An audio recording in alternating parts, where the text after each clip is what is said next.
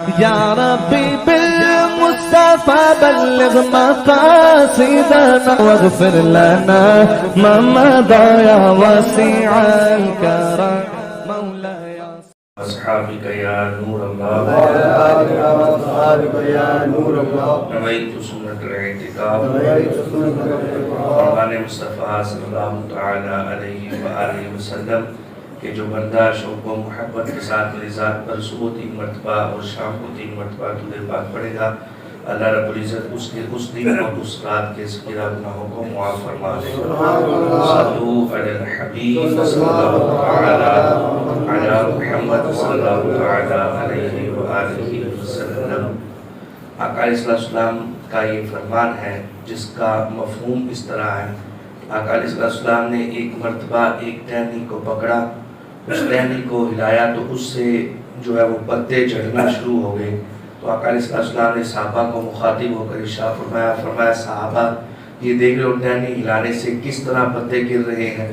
صحابہ نے عرض کی جی یا رسول اللہ۔ فرمایا جو بندہ نماز کی پابندی کرتا ہے اس طرح نماز پڑھنے سے اس کے اللہ گناہ جھاڑ دیتا ہے۔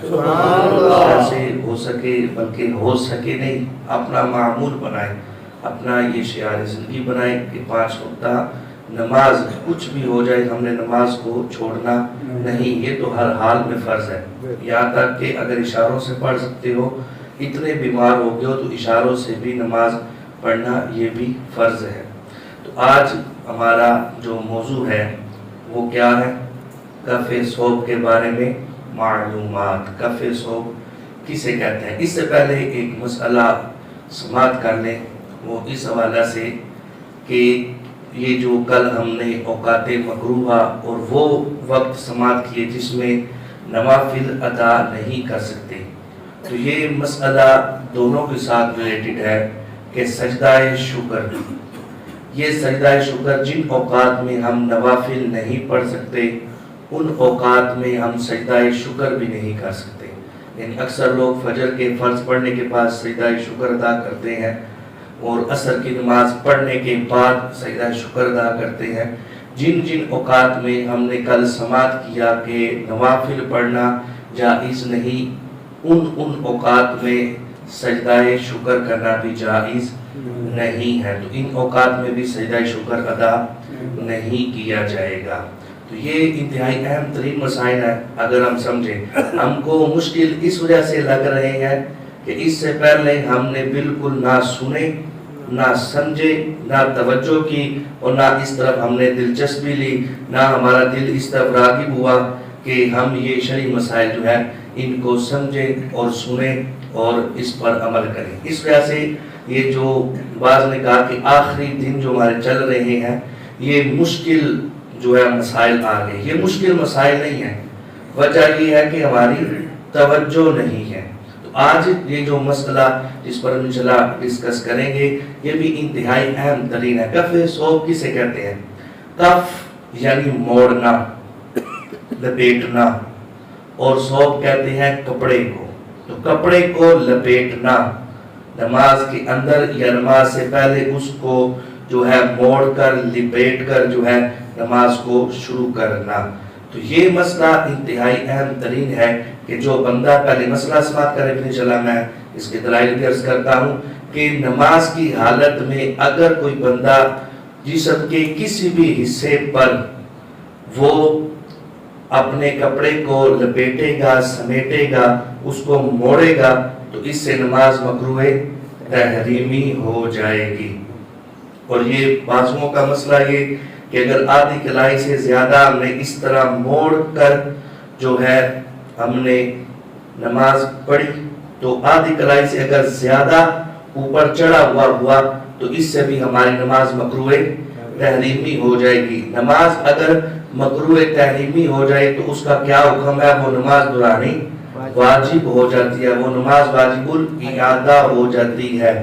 اب اگر کوئی بندہ نماز کی حالت میں کپڑے کو لپیٹتا ہے یا اس طرح ادھر سے موڑتا ہے کہ آدھی کلائی سے اوپر جو ہے وہ چڑھ جاتا ہے تو اس سے نماز مکروہ تحریمی ہوگی۔ بعض لوگ جماعت جو ہے وہ چھوٹ رہی ہے، رکعت ہماری جا رہی ہے، ہم جلدی سے اس کو نیچے نہیں کرتے تو نماز شروع کر دیتے ہیں، تو جب انہوں نے نماز شروع کی تو وہ شروع میں ہی ان کی نماز مکروہ تحریمی ہو جائے گی، تو اب وہ نماز کو دہرانا واجب ہو جائے گا۔ تو اس سے بہتر یہ ہے کہ آپ کی رکعت اگر جاتی ہے تو رکعت چلی جائے، ایسا نہ ہو کہ آپ جو ہے وہ رکعت کو ملاتے ملاتے اپنی نماز کو مکروہ تحریمی کی طرف لے کر چلے جائیں۔ تو بہتر یہ ہے کہ آپ کپڑے کو پہلے بالکل سیدھا کریں تسلی کے ساتھ، پھر اس کے بعد آپ جو ہے وہ جماعت میں شامل ہوں۔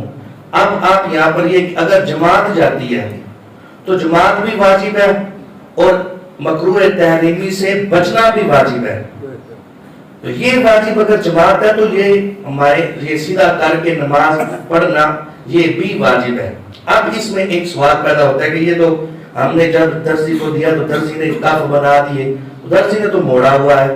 بھائی جو درزی نے موڑا ہے نا یہ ہمارے لباس میں شامل ہے، تو لباس کو موڑنے سے نماز مکروہ تحریمی ہوتی ہے، یہ لباس میں شامل ہے، یعنی یہ اس نے سلائی لگائی موڑ کر تو یہ ہمارا لباس بن گیا، تو یہ لباس میں شامل ہے۔ اس طرح بعض چیزیں ایسی ہیں جو پہننے کا انداز یہ ہے کہ ان کو موڑ کے پہنا جاتا ہے، جیسے مثال کے طور پر جو تہمت باندھتے ہیں تو اس کو باندھنے کا طریقہ یہ ہے کہ وہ اوپر سے موڑنی پڑتی ہے، تو اس میں اجازت ہے کیونکہ اس میں اس کے باندھنے کا طریقہ ہی یہی ہے۔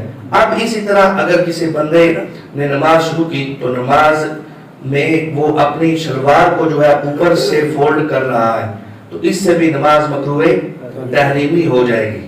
اوپر سے بھی فولڈ نہیں کر سکتے، نیچے سے بھی فولڈ نہیں کر سکتے۔ اب اس میں اگلا مسئلہ عمومی طور پر جو پینٹ پہنا ہوا ہو اس کے لیے یہ مسئلہ ہے کہ کہتے ہیں جی وہ فولڈ کر لیں کپڑا تاکہ ہمارے ٹخنے جو ہے وہ ننگے ہو جائیں۔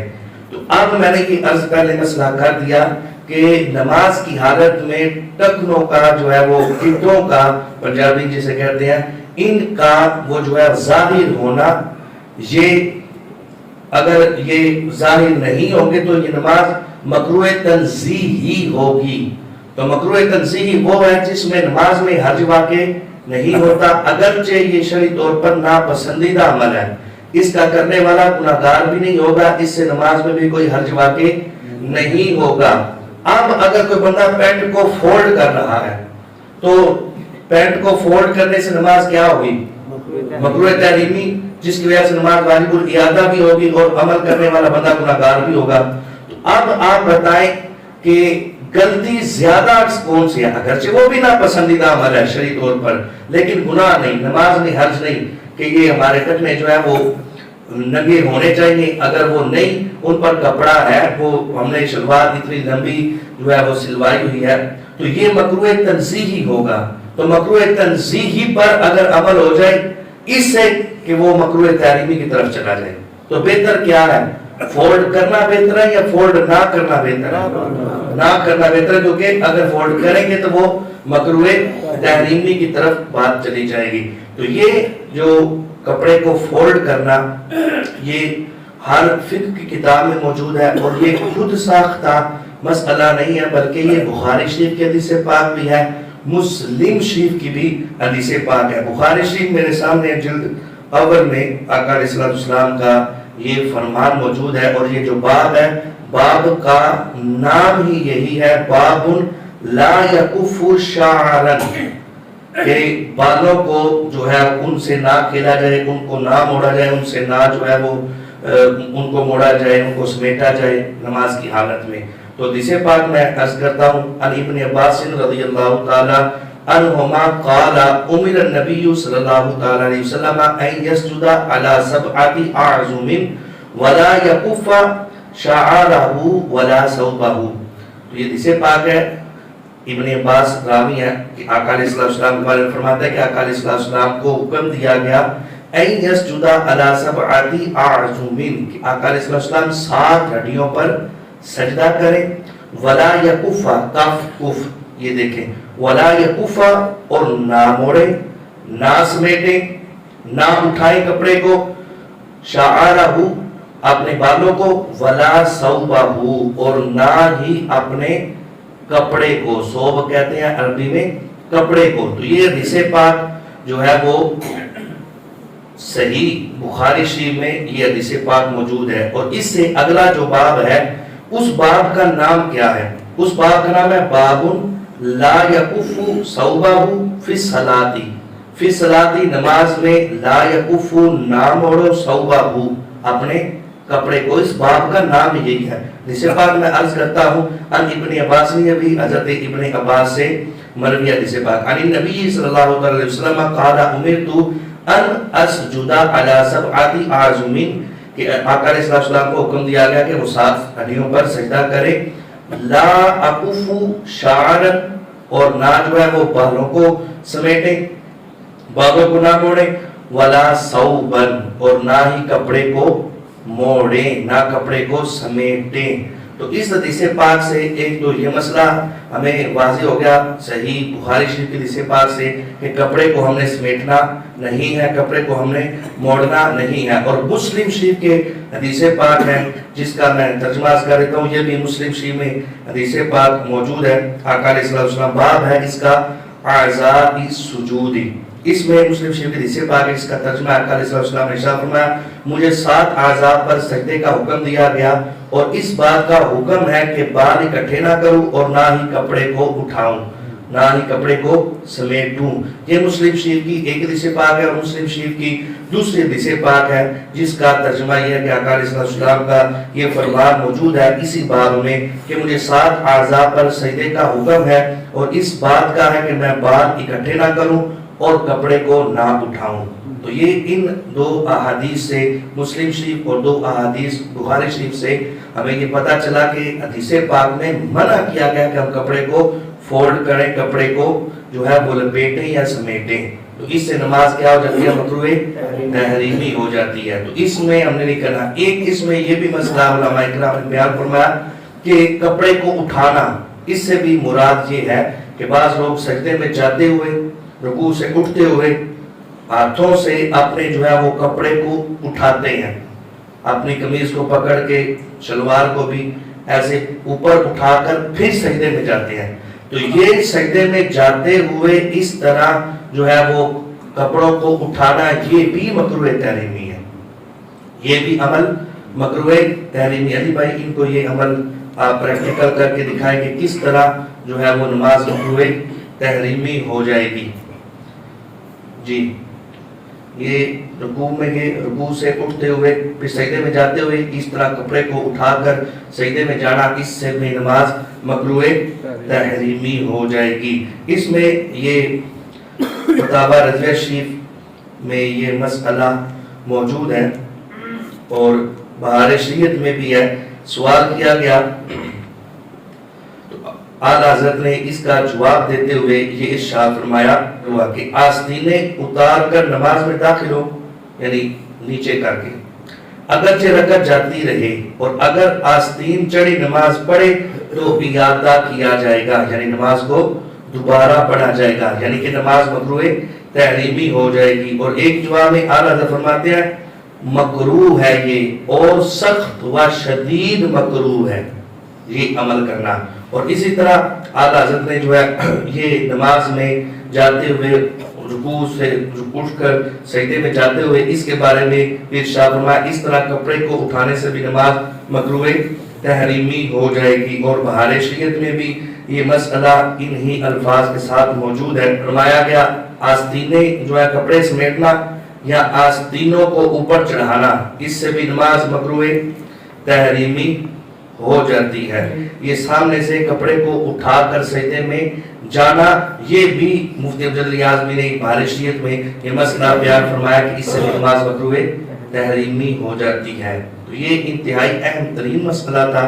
یہ حدیث سے بھی ہم نے سمجھ لیا، فقہ کی کتابوں سے بھی سمجھ لیا.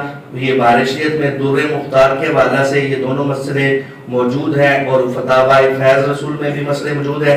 یہ کتابیں لے کے آنے کا مقصد میں اور بھی کتابیں لا سکتا تھا لیکن اپنا علم بتانا مقصد نہیں ہے. مقصد یہ ہے کہ مسئلہ سمجھ میں آ جائے. یعنی ایسا نہ ہو کہ خود ساختہ مسئلہ ہے. یہ خود ساختہ مسئلہ نہیں ہے بلکہ حدیث پاک سے اس سے منع کیا گیا ہے کہ ہم کپڑے کو سمیٹیں نہیں سکتے نماز میں. اگر سمیٹیں گے تو نماز اس سے مکروہ تحریمی ہو جائے گی. اللہ رب العزت ہمیں شریعت کے احکامات سیکھ کر اس پر عمل کرنے کی توفیق عطا فرمائے.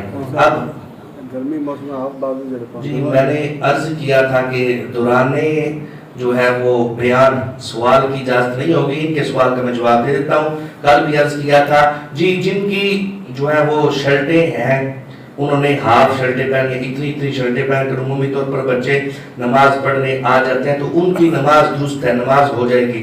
اصل میں کلائی کا ننگا ہونا اس سے نماز مکروہ تحریمی نہیں ہوگی بلکہ کپڑے کو سمیٹنے سے نماز مکروہ تحریمی ہوگی. اس مسئلے کا تعلق کس کے ساتھ ہے؟ کپڑے کے ساتھ. کپڑے سمیٹنے سے نماز مکروہ تحریمی ہوگی. اگر کوئی آپ بازو پہن کے آتا ہے تو اس کی نماز بالکل بغیر کراہیت کے نماز درست ہوگی. یا ربی بالمصطفى بلغ مقاصدنا واغفر لنا ما مضى يا واسع الكرم.